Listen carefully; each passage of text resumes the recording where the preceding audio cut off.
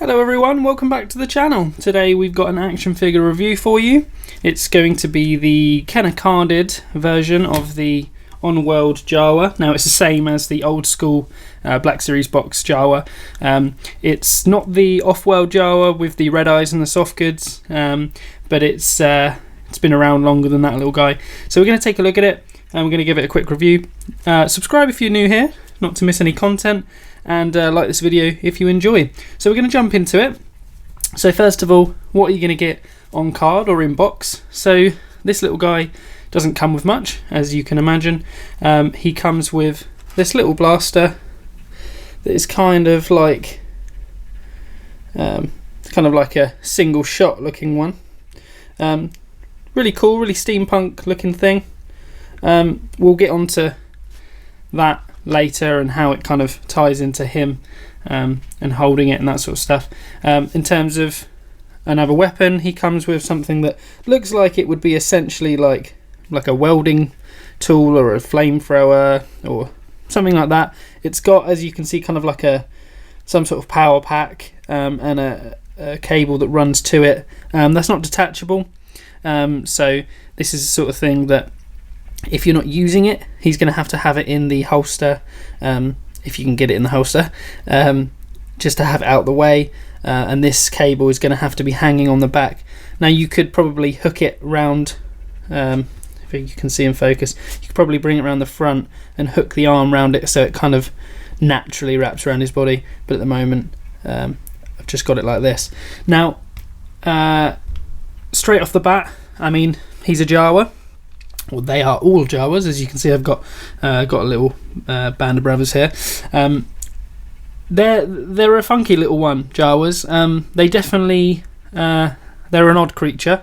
The fact that they don't have much going on other than sort of like, you know, black face and yellow eyes, and then like a cloak. There's not much really to get right or wrong, but at least what they've done here is, because this isn't soft goods, the kind of tunic cape is like a mould. They've at least moulded, so if I can get it in focus for you, it looks like the edges are frayed, it looks like there's texture. With the face, you can kind of see the black wrap, kind of like the Tusken Raider has like a mummy wrap around its face. The Jawa has the same sort of thing. And then obviously, like, you've got the kind of bandolier, ammo pouch looking things with accessory pouches. They're webbed a little bit, that's quite nice. I don't know if you can quite see. Little gold studs, but they're webbed quite nice. Then he's got a couple that go around the back as well. Again, a little bit of detail there. You know, not hugely impressive, but at least there's weathering there. Some black wash on the brown of the belt kind of bandolier, and then also on like the stock of the kind of flamethrower looking weapon. In terms of the bottom, he's got that kind of like sandy wash on the cloak, as if obviously he's been living on a sand planet like he does in Tatooine. And then on the feet, he's got a little bit of a wash, just like the Tusken Raider as well, kind of on his mummy feet. Don't know if you can quite see that, but yeah, not too bad there. Now, in terms of the design, they've nailed it. That's what a Jawa looks like. In terms of the paint applications, most of it is printed mould, so this this tunic will be printed in this colour. It won't be painted. I would imagine it's just the washes and stuff like that, the discolorations that would have been added. So pretty decent there. In terms of articulation, now he is a Jawa, so he is small, even scaled to the 6-inch scale. So as you can see, like, you know, he's a small guy. If I bring in Mando, for example, he kind of towers over him, looking down at him. And in terms of articulation, obviously he should have to look up quite a lot. However, he's not going to.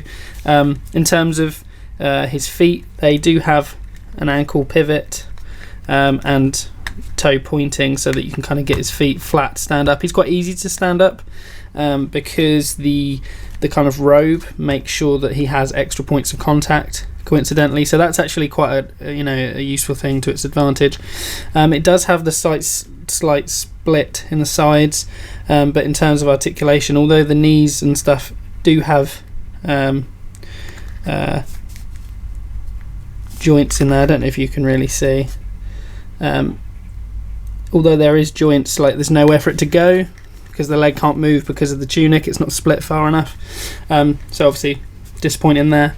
In terms of the hips or the waist swivel, he'll go round, if I can get it in focus for you. He won't go side to side, he won't go forward back really, like he will a little bit. He will swivel round. I'll get this focus again. He will swivel round. He's got good wrist movement, but then that ends there because I don't know if you can see again, but the joint, kind of peg looking joint, let's see if I can get it in focus. The peg looking joint ends there. There isn't really an arm inside. This whole thing is the arm, as you can kind of see, as the joint is at the arm here, at the elbow. In terms of an elbow bend, he doesn't get much. You know, I mean, you could barely call that 90. He doesn't have the biggest range of movement with his arms, which leads me on to kind of the issue with the blaster and stuff. Unfortunately, because he can't really get his arms across his body, holding this kind of blaster is really janky. It's the kind of stock trigger that is kind of like, you know, Mando's blaster and stuff. It's longer, so it kind of doesn't naturally go into the hand in a way that looks like it can be fired. And then if you can kind of see here, like that's, you know, I'm pushing as hard as I can and he won't come any further across, so getting his hand back, you know, his second hand onto it is quite difficult. You can kind of, you know, you can really pull it across, but you're not really going to get a two-handed hold on that, which is disappointing, but considering Jawas for the most part are going to be background characters, or, you know, they're not action characters, you can kind of, you know, you can let go of that and say, right, well, you know, they're more of an addition to the scene to sort of make it more well-rounded and realistic in terms of, you know, they're the locals and stuff like that, rather than, you know, they're going to be, it's very rare that they're going to be the center spot, you know, of the piece.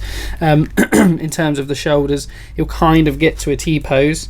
Obviously that, you know, that's not that impressive in this respect, just because he doesn't offer that much, but it's good. Obviously you can get if you rotate, you can get the arms above the head, so that means that you can do sort of, you know, different poses, like we've got one of them here kind of doing the you know, what do you mean that's not a good price kind of look.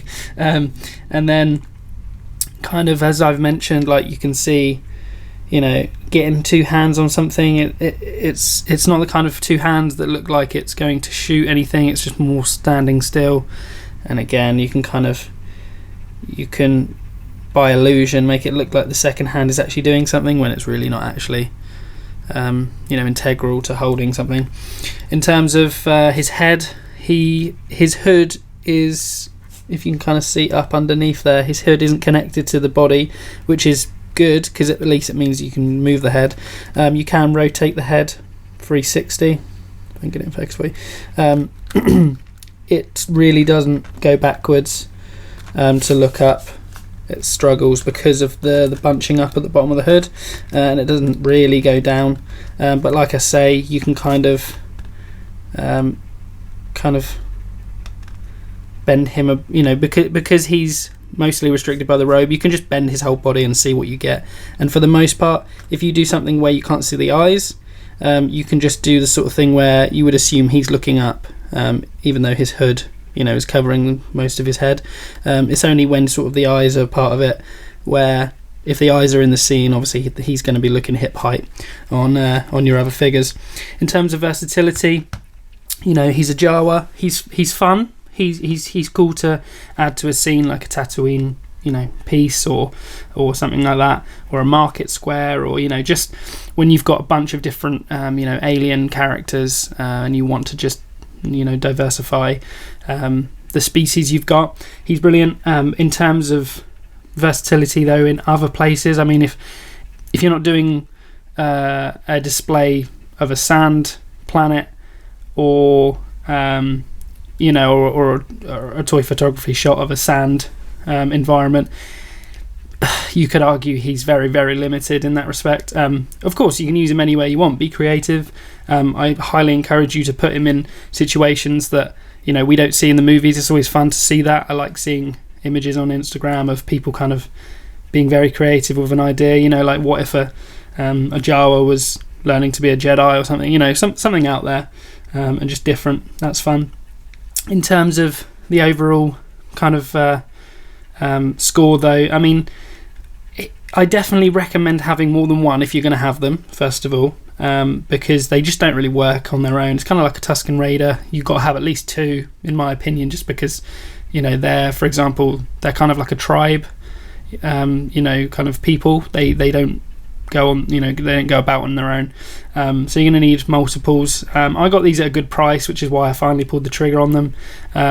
It's kind of hard to want to pay £20 or, you know, $20 plus for the regular rate of a Black Series figure for something that's half the size, half the articulation, of course. Now, I do want to at some point get my hands on the off-world Jawa and maybe try and trade them out of the collection, just because to my knowledge that one's got soft goods for a start, so that's good. And I just think it's because of that it looks a little bit better for what you get, but as well just maybe just changing it up a little bit and having something that's different. You know, maybe having ideally I'd like to keep the on-world Jawas and some off-world Jawas and kind of integrate, but you know, we'll see how we do with that. In terms of an overall score, I would put this, you know, I'd put this figure at kind of like, you know, I don't like to go on the lower end of the scale, so I'm going to say 5. I mean, it's not as versatile just off the bat as most figures, because it's not in every, you know, scene, it's not on every planet. But I would highly encourage you to, if you get hold of them, you know, put them in your scenes and really, you know, put them amongst a kind of, you know, forest planet. There's no reason why they shouldn't, you know, be turning up in these sorts of environments. And then in terms of, you know, the lack of articulation with something this small, and kind of the, you know, the shape of the character, and he's kind of he's hindered by the robe, but you can't do anything about that. That's why I'm interested to get my hands on the off-world Jawa with the soft goods and see if that just opens up possibilities. But yeah, overall, I would give this little guy a 5. Definitely, if you know, if you can get them for a good price, you know, discounted from their original, go ahead and do that. I know you can get sort of like on you know, Star Action Figures website, they've often got kind of damage deals on, you know, damage carded versions that they're kind of half priced to sort of £10, that sort of thing. You know, I highly recommend picking that sort of stuff up, because, you know, that's really worth it for, you know, half the price. Yeah, so 5 out of 10. Definitely a pick-up if you can get them in the right situation. But I hope you enjoyed this video, guys. Hope it was informative, and I'll see you in the next one.